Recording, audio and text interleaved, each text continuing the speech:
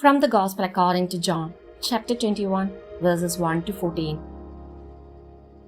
Jesus revealed himself again to his disciples at the Sea of Tiberias.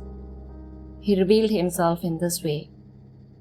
Together were Simon Peter, Thomas called Didymus, Nathanael from Cana in Galilee, Zebedee's sons, and 2 others of his disciples.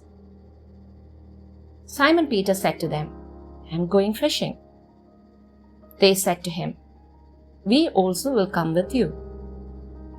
So they went out and got into the boat, but that night they caught nothing. When it was already dawn, Jesus was standing on the shore, but the disciples did not realize that it was Jesus.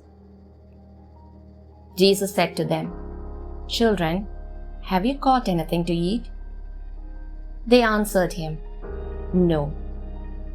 So he said to them, "Cast the net over the right side of the boat, and you will find something." So they cast it, and were not able to pull it in because of the number of fish. So the disciple whom Jesus loved said to Peter, "It is the Lord." When Simon Peter heard that it was the Lord, he tucked in his garment, for he was lightly clad, and jumped into the sea.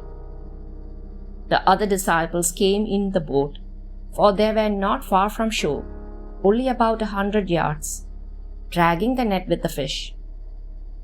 When they climbed out on shore, they saw a charcoal fire with fish on it and bread. Jesus said to them, "Bring some of the fish you just caught." So Simon Peter went over and dragged the net ashore, full of 153 large fish. Even though there were so many, the net was not torn. Jesus said to them, "Come, have breakfast." And none of the disciples dared to ask him, "Who are you?" because they realized it was the Lord. Jesus came over and took the bread and gave it to them, and in like manner the fish. This was now the 3rd time Jesus was revealed to his disciples after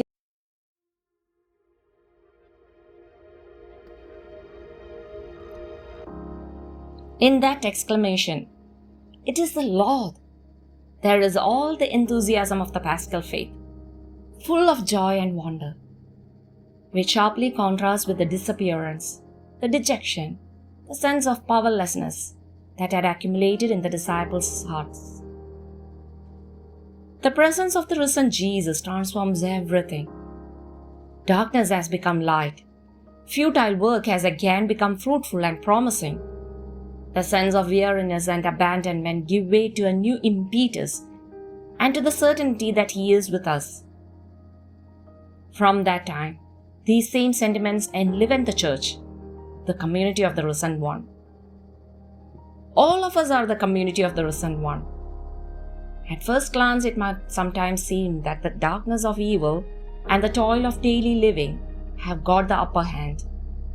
The Church knows with certainty that the now everlasting light of Easter shines upon those who follow the Lord Jesus. The great message of the resurrection instills in the hearts of believers profound joy and invincible hope. Christ is truly risen.